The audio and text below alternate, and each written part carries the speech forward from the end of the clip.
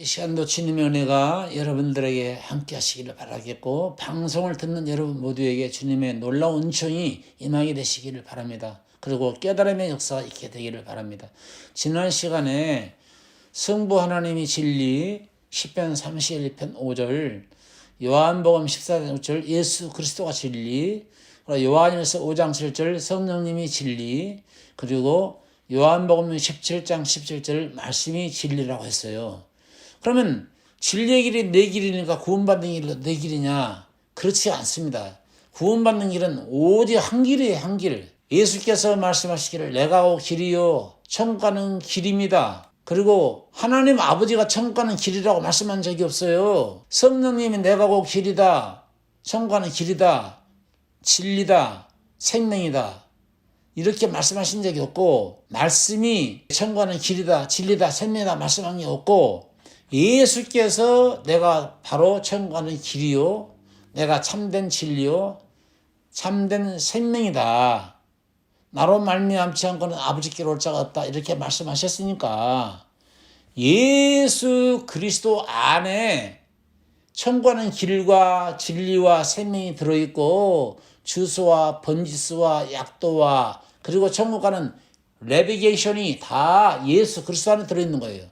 그럼 예수 그리스도 안에 하나님 아버지도 있는 거고, 예수 그리스도 안에서 성령님도 계시는 거고, 예수 그리스도 안에서 하나님의 말씀도, 생명의 말씀도, 영생의 말씀도, 구원의 말씀도 예수 그리스도 안에, 예수님 입에서 떨어지는 음성이 말씀이 때문에 그 말씀 속에 구원의 길이 있어요. 그래서 하나님 아버지가 예수 그리스도로 축소돼야 되고, 성령님도 예수 그리스도로 축소돼야 되고, 말씀도 예수 그리스도로 축소돼야 돼요. 그렇다고 한다면 목사님, 예수님은 하나님의 아들인 것이지 예수님이 하나님 아버지도 되는 건가요? 이렇게 질문할 수가 있어요. 예. 예수님은 하나님의 아들로 오셨지만 사실은 그분이 하나님 아버지였다고 하는 것을 성경에서 말씀하고 있습니다. 이사야 9장 6절 읽어보세요. 이는 한 아기가 우리에게 낳고 한 아들을 우리에게 주신 바 되었는데. 자, 한 아기가 우리에게서 낳고, 여기서 말하는 아기는 아기 예수를 이야기하고 있거든요. 이사야 7장 14절에는 처녀가 아들을 낳을 것이요 그 이름을 임마누엘이라 하라. 그게 마태복음 1장 21절 이하를 쭉 읽어보면은 임마누엘이라고 하는 말은 하나님이 우리와 함께 한다라고 해석을 하고 있어요. 그러면서 한 아이가 우리에게 낳았다, 그 말은 예수 그리스도가 처녀의 몸에서 나신 것을 이야기하고 있는데, 이분이 아주 귀하고 묘한 분이라고 말해요. 귀하고 묘하다, 김묘자의 묘사라, 이런 말을 읽어보세요. 한 아들을 우리에게 주신 바 되었는데 그 어깨에는 정사를 메었고 그 이름은 기묘자라, 모사라, 전능하신 하나님이라. 오케이. 그분은 정사를 메었다.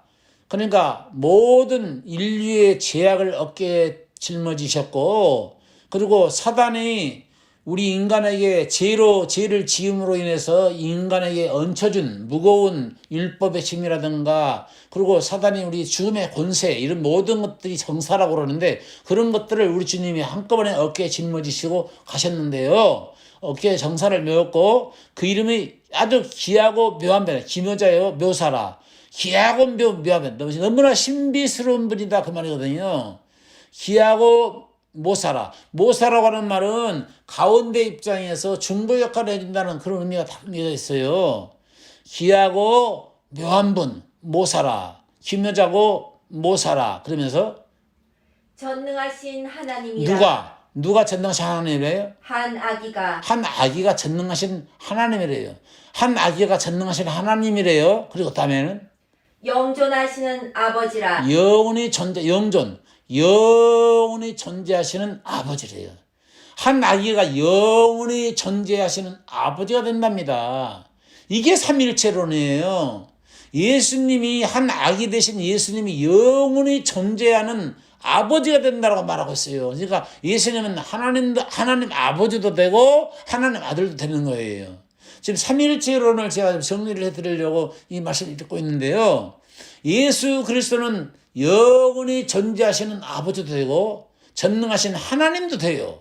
하나님이시자 영원히 존재하는 아버지시자, 그리고 아기 예수, 아들로 이분이 아기 예수로 이분이 아들 대신 아기 예수로 오셨어요. 이유는 뭐냐? 자기 백성을 저희에서 구원해 주시기 위해서 오신 거예요. 자, 이제는 예수님이 영원히 존재하는 아버지라고 하는 것을 발견했죠. 그렇다고 한다면 목사님 예수님이 성령님도 되세요라고 또 질문을 하거든요. 그렇습니다. 예수님이 성령님이라고 하는 구절은 어디 있냐니까 요한복음 14장 16절부터 한번 읽어보실까요? 내가 아버지께 구하겠으니 그가 또 다른 보혜사를 너희에게 주사 영원토록 너희와 함께 있게 자, 하시니. 여기서 예수님이 방금 읽을 때 그분이 하나님 아버지도 되신다. 영원히 존재하는 아버지다. 그분은 하나님이시다. 이렇게 말했는데 신약에 와서는 아버지와 아들로 둘로 나눠놓고 있지 않습니까? 예수님 스스로. 그러면서 내가 아버지께 구하겠으니 왜 이런 말씀 하실까요? 주님은 독생자로 오신 거예요. 하나님 아버지지만 본체이지만 본체로 오신 것이 아니고 하나님의 본체이지만 하나님과 동등됨을 취할 것으로 여기지 아니하시고 종의 형체로 오셨단 말이에요. 보내심을 받았다는 입장에서 오신 거예요. 만약에 주님이 하나님 아버지인데 십자가에서 하나님 아버지가 하나님이 돌아가셔버렸다 하면 말이 안 되잖아요. 죽어주시러 오셔야 되니까 십자가에서 우리 죄를 청산해 주러 오셔야 되니까 보내심을 받았다는 입장에서 아들도 분명히 일을 하셔야 됩니다. 그래서 아버지와 아들로 나눠놓고 있어요. 그래서 오늘 4장 16절에 보니까 내가 아버지께 구하겠으니 무엇을 그가 또 다른 보혜사를 너에게 주사. 다른 보혜사가 성령이거든요. 다른 보혜사를 너에게 주사. 그러면서 영원토록 너희와 함께 하시리라. 여기서 너희와 함께 한다 그 말은 제자들한테 놓고 하는 말이거든요. 제자들 너희와 함께 할 것이다. 그러면서 17절 읽어보세요. 저는 진리의 영이라. 자, 저는 그 보혜사 보내주겠다라고 한 보혜사는 진리의 영이라는 거예요. 진리의 영이다. 성령이란 얘기거든요. 저는 진리의 영이라. 근데 이 진리의 영은 오순절날 약속대로 오시거든요. 그런데 지금 제자들한테 십자가 못 박히시기 전입니다. 오순절 전이에요. 아직까지 십자가에 피 흘려 죽지도 않았어요. 근데 제자들은 설명을 하고 있어요. 저는 진리의 영이라 그러면서 세상은 능히 저를 받지 못하나니. 당연히 세상 사람들이 죄 있는 사람이 걸어가신 성령님을 받겠어요? 죄 선물 받아야 성령님 선물로 온다 했는데 당연히 세상 사람들, 죄가 있는 사람들에게는 성령이 오실 이유가 없고 받을 일도 없지요. 그러니까 세상 사람들은 저를 받지도 못하나니 또한 이는 저를 보지도 못하고. 보지도 못하지. 성령님이 보혜사고 영인데 볼 수가 있겠는지요? 못 봐요. 그러니 당연히 세상 사람들은 받지도 못하고 보혜사를 보지도 못한다. 그러면서 알지도 못하며. 알지도 못한다. 맞는 말이죠. 알지도 못하죠. 성령이 영인데 영이신 하나님을 보지도 못하고 알지도 못하고 받지도 못하지. 당연히 받는다고 말하면 되겠습니까? 받지도 못하고 보지도 못하고 알지도 못하고. 그런데 너희는 지금 보고 있고 알고 있지 않냐 그거거든요. 그 말은 주님이 움직이는 보혜사라 이거예요. 살아 움직이시는 성령이라 이 말입니다. 그래서 그때 읽어보세요. 그러나 너희는 저를 아나니. 너희는 지금 저를 알고 있지 않냐. 저를 안다고 말은 나를 알고 있지 않냐. 당신 자신이 보혜사가 된다고 하는 것을 지금 계시를 알려주고 있는 내용이잖아요. 너희는 제자들 너희는 보고 있고 알고 있지 않냐. 나를 내가 바로 보혜사다 그 말이거든요. 그러면서 세상 사람들은 보지도 알지도 못하고 받지도 못하는데 너희는 저를 아나니. 그래서 저는 너희와 함께 거하심이요. 그분은 너희와 함께 거하는 아엠이요. 나요. 그 다음에 또 너희 속에 계시겠습니다. 앞으로 그 보혜사가 너희 속에 있을 것이다. 오순절의 이후에 있을 것이다. 그러면서 내가 너희를 고아와 같이 버려두지 않고. 내가 너희를 예수님이 제자들한테 하는 소리입니다. 내가 너희를 내가 하늘에 올라갈지라도 너희를 버려뒀다고 생각하지 말아라. 내가 너희를 절대로 고아와 같이 버려두지 않냐고 보혜사가 돼서 다시 올 것이다. 그걸 약속하고 있는 거예요. 읽어보세요. 너희에게로 오리라. 내가 너희를 고와 같이 버려두지 않냐고 너희에게로 오리라. 이 약속대로 오순절날 정확하게 예수님이 보혜사 성령님으로 제자들 마음속에 임하신 거거든요. 그렇기 때문에 예수님이 곧 성령님이란 얘기예요. 예수님이. 할렐루야. 아멘. 그러면 목사님, 그럼 예수님이 하나님 아버지라고 하는 것을 증명했고 예수님이 성령이라는 것도 증명이 됐는데 그럼 예수님이 말씀도 되시나요? 이렇게 묻는다면 너무나 쉽죠. 예수님 말씀도 되죠. 그러니까 삼위일체죠.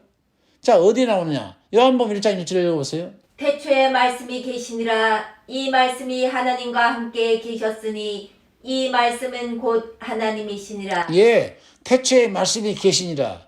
이 말씀은 하나님과 함께 하셨는데 이 말씀은 곧 하나님이었다. 이 말씀은 곧 하나님이었다. 이사야 9장 6절을 뭐라 했어요? 이사야 9장 6절을 해보니까 영전하시는 아버지고 영원히 전자하신 아버지고 전능하신 하나님이라 했잖아요. 그러니까 말씀이 자 태초에 말씀이 계시니라. 이 말씀은 하나님이 함께 하셨는데 이 말씀은 곧 하나님이라. 이 말씀이 하나님이죠. 근데 이 하나님이신 이분이 말씀으로 임하셨다고 하는 말씀이 어디 나오죠? 요한복음 1장 14절이죠. 읽어보세요. 말씀이 육신이 되어 우리 가운데 거하심에 우리가 그 영광을 보니 아버지의 독생자의 영광이요 은혜와 진리가 충만하더라. 은혜와 진리가 충만하더라. 말씀이 육신이 돼서 오신 분, 인카네이션, 도성인심 하신 분이 예수 그리스도, 말씀이신 그 하나님이 우리의 육체의 옷을 입고 오셨는데 독생자의 영광인데 그분이 은혜와 진리가 충만하더라. 그러면 예수님이 말씀도 되고 예수님 하나님 아버지도 되고 예수님 성령도 되고 다 증명이 됐잖아요. 그렇다고 한다면은 자 요한복음 17장 17절 보세요. 저희를 진리로 거룩하게 하옵소서. 아버지의 말씀은 진리니이다. 아버지의 말씀은 진리입니다. 그러니까 아버지의 말씀은 진리이다. 아버지의 말씀이 진리니까 말씀이 육신되어 오신 예수 그리스도를 이야기하고 있는데 예수 그리스도께서 요한복음 14장절에 내가 오 길이요 진리요 생명이니 나로 말미암지 않고는 아버지께로 올 자가 없다. 답이 나왔어요. 그러니까 보여주신 예수 그리스도만 연구되고 보여주신 예수 그리스도를 살펴보고 보여주신 예수 그리스도에 대해서 자세히 알게 되면은 하나님 아버지도 보이는 거고 우리의 눈에 보이지 않는 성령님도 보여지게 되는 거고 하나님이 영이시라고 말씀했는데 영이신 하나님도 보여지게 되는 거고 예수님 안에 감춰진 생명도 보여지는 거고 그래서 아브라함이 부엘세바에서 영생하시는 하나님을 불렀더라 그랬는데 영생하시는 하나님을 불렀다 그 말은 신약에 요한일서 5장 12절에 아들이 있는 자는 생명이 있고 아들이 없는 자에는 생명이 없느니라. 다른 말로 말하면 아들이 있는 자에는 영생이고 아들이 없는 자에는 영생이 없느니라. 그래서 예수 그리스도는 영생하시는 분이다. 그래서 요한복음 17장 3절에 너희가 영생은 유일하신 참 하나님과 그의 보내신 자 예수 그리스도를 아는 것이니다 라고 이야기하면서 요한일서 5장 20절에 예수 그리스도는 참 하나님이고 지난번 에레미야 10장 10절을 읽어보셨잖아요. 여호와 하나님은 참 하나님이라고 하는 말씀을 하고 있지 않습니까? 결론적으로 예수 그리스도 안에서 다 뭉쳐지는 거예요. 그래서 결론을 내리게 되면요. 하나님 아버지, 말씀, 피, 물, 이 셋이 합해서 하나인 거예요. 하나님 아버지와 아들과 성령, 말씀이 합해져서 하나라는 거예요. 하나. 그래서 세 인격으로 일을 하셨지만은 본질은 그래서 하나라는 겁니다. 그래서 예수 그리스도만 정확하게 알게 되면 이 세 분을 정확하게 알게 되는 것이죠. 창세기 21장 33절 읽어보니까 아브라함은 부엘세바에 에셀나무를 심고 거기서 영생하시는 하나님 여호와의 이름을 불렀으며 자, 이 여호와 하나님을 하나님 아버지로 알지 마세요. 이 여호와 하나님은 지난 시간에도 말씀을 드렸습니다만은 여호와가 예수로 온 거예요. 여호와는 예수도 되고 여호와는 성령님도 된다고 하는 말씀을 제가 드렸습니다. 그러니까 아브라함이 불렀던 영생하시는 하나님 누구였냐니까 예수 오실 메시아를 부른 거예요. 그래서 요한일서에 방금도 말씀드렸잖아요. 5장 12절에 생명이 아들이 있는 자에게는 생명이 있고 아들이 없는 자에게는 생명이 없느니라. 그걸로 영성을 바꿉시다.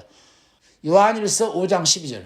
아들이 있는 자에게는 영생이 있고 하나님 아들 예수가 없는 자에게는 하나님의 아들이 없는 자에게는 영생도 없느니라. 그러니까 부엘사바에서 영생하시는 아버지를 불렀다라 그 말은 예수를 불렀다 그 말이에요. 아브라함이 그런 믿음을 가졌기 때문에 믿음의 조상으로 꼽힌 거예요. 이삭을 제물로 바칠 때 누구를 봤어요? 예수 그리스도가 제물되어 주실 예수 그리스도를 믿은 거예요. 아브라함이. 구약의 선진들이 다 오실 메시아를 믿는 거예요. 이삭이 바쳐졌잖아요. 제물에 제단에 바쳐졌지 않았습니까? 예수 그리스도예요. 그리고 아브라함아 내가 너를 보았다. 네 믿음 내가 잠깐 시험했는데 미안하다. 너는 대단한 믿음을 가지고 있구나.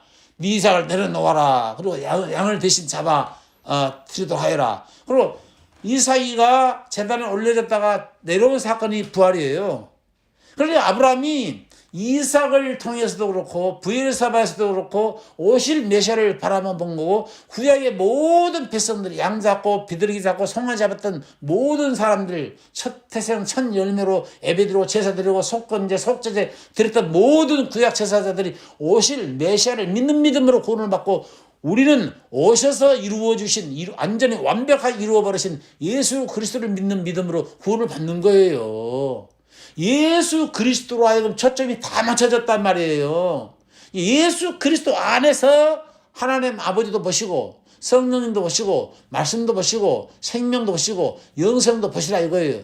그래서 예수 그리스도의 마지막 예수님의 이름은 누구냐니까 요한계시록 19장 13절을 읽어보세요. 또 그가 피 뿌린 옷을 입었는데 그 이름은 하나님의 말씀이라 칭하더라. 하나님의 말씀이라 칭하더라. 모든 구속사를 이루시고 신약 계시록의 마지막 장에 마지막 계시록에 뭐라고 써있냐니까 그분의 이름을 이야기하고 있는데 그분의 이름이 피 뿌린 옷을 입으신 예수 그리스도는 애초부터 말씀이었는데 도로 말씀의 자리로 가신 거예요. 다시 한번 읽어주세요. 그가 피 뿌린 옷을 입었는데 그 이름은 하나님의 말씀이라 칭하더라. 하나님의 말씀이라 칭하더라. 말씀이신 그분이 도소인신 되셔서 말씀이 육신이 되어셔서 구속사를 이루시고 다시 말씀의 본연의 자리로 가셨다 그 말이에요. 그러니까 놀라운 신비스러운 거예요. 삼위일체론이. 놀라운 일입니다 이거. 여러분 삼위일체 하나님을 정확하게 분별을 하시고 믿어 가심으로 인해서 여러분들에게 구원과 영생과 놀라운 주 안에서 축복이 있게 되시기를 축원합니다. 아멘. 라스트로 한 구절 더 봅니다. 요한일서 5장 8절. 증거하는 이가 셋이니 성령과 물과 피라. 또한 이 셋이 합하여 하나이니라. 그렇죠. 그러니까 증거하는 이는 성령이시고 성령은 진리다. 그러면서 증거하는 이가 셋이니 성령과 물과 피라. 자, 여기서 물은 뭐냐면 진리의 말씀을 물이라고 해요. 에베소서 5장 26절 읽어보시겠어요? 이는 곧 물로 씻어 말씀으로 깨끗하게 하사 거룩하게 하시고. 자, 물로 씻어 말씀으로 깨끗하게 하사. 그러면 여기서 물은 말씀을 상징하는 거예요. 왜냐하면 요한복음 15장 3절에 보면 내가 너에게 일러준 말로 이미 깨끗하게 되었으니 이런 말씀 나오거든요. 내가 너에게 일러준 말로 그 말은 내가 너에게 일러준 말씀이 너희를 이미 깨끗게 했다 이런 말씀이거든요. 그러니까 말씀으로 깨끗해지는 것을 시청학적으로 표면적으로 알려주기 위해서는 너희가 물로 깨끗해지듯이 말이야. 내 말로 너에게 깨끗해지는 거야. 그래서 물로 씻어 말씀으로 깨끗게 하사 이런 말씀 하시고 있는 거거든요. 그래서 여기서 말하는 물은 말씀을 상징해요. 그러니까 말씀이신 하나님과 증거하는 이는 말씀이신 하나님과 그 다음에 누가 피가 흘렸죠? 예수 그리스도가 피 흘렸잖아요. 레위기서 17장 11절 한번 읽어보실까요? 육체의 생명은 피에 있음이라. 내가 이 피를 너희에게 주어 단에 뿌려 너희의 생명을 위하여 속하게 하였나니 생명이 피에 있으므로 피가 죄를 속하느니라. 그렇죠. 육체의 생명은 피에 있어. 피가 죄를 속해. 그래서 예수 그리스도 피 흘렸어. 피 흘려 주신 거예요. 죄 없으신 예수님이 피 흘려 주신 거예요. 그 피가 우리 죄를 씻는 거죠. 그렇기 때문에 요한일서에 물과 성령 진리라 했잖아요. 진리 하나님이라 했지 않습니까? 하나님은 영이시니 예배하는 자 신령과 진정을 예배할지니라. 요한복음 5장 24절 아닙니까? 성령과 물과 피인데, 피는 예수, 육체, 피 흘리신 예수. 피를 흘려야만이, 죄 없으신 예수님 피를 흘려야만이 죄가 씻어지니까 예수님의 육체. 그 다음 물은 말씀, 성령은 하나님 영이시라고 말씀하셨으니 영, 하나님. 그러니까 증거는 셋인데 성령과 물과 피가 셋이 합해서 하나라는 거예요. 세 인격인데 본질은 하나라고 하는 것을 정확하게 설명하고 있어요. 그래서 예수만 정확하게 알면은 성령 하나님, 성부 하나님, 성령 하나님, 그리고 말씀이신 하나님을 정확하게 알 수가 있는 거예요. 이게 삼위일체론의 정의입니다.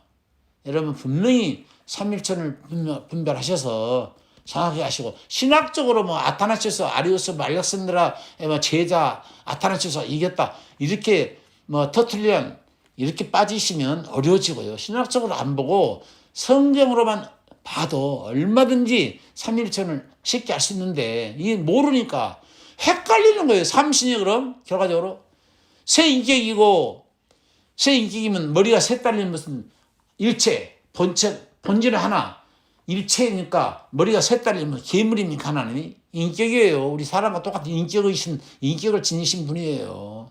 정확하게 분별하시고 정확하게 믿어가다가 주님 나라 꼭 기업으로 받게 되시기를 주의 이름으로 축원합니다. 아멘.